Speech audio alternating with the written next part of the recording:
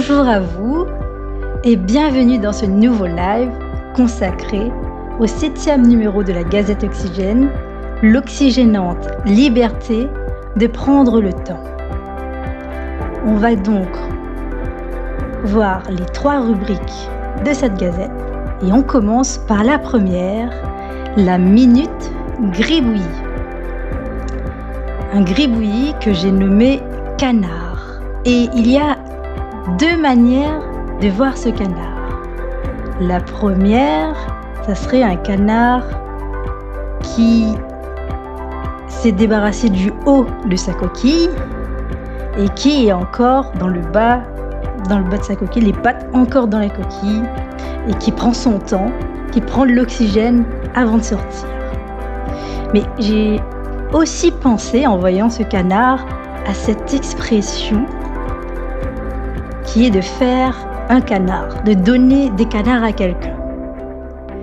Selon le dictionnaire de Furtière, en 1690, on dit proverbialement donner des canards à quelqu'un pour dire, lui en faire accroire, ne lui pas tenir ce qu'on lui avait promis, tromper son attente. J'associe ce canard à ces moments de l'heure, de fausses alarmes qui ont pour effet de faire produire chez nous une réaction d'urgence alors qu'en réalité, il n'y a pas d'urgence.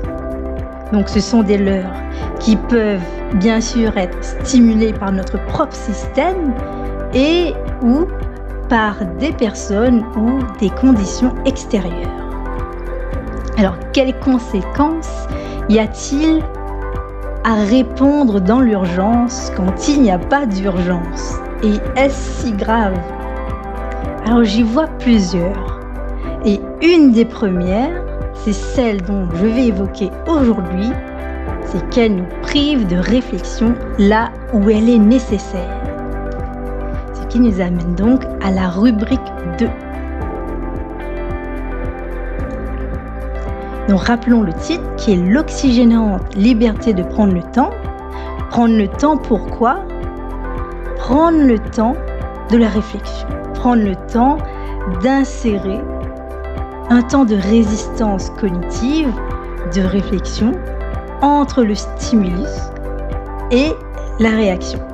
Bien sûr, dans des situations d'urgence, on a grand intérêt à ce que la réaction soit beaucoup plus immédiate.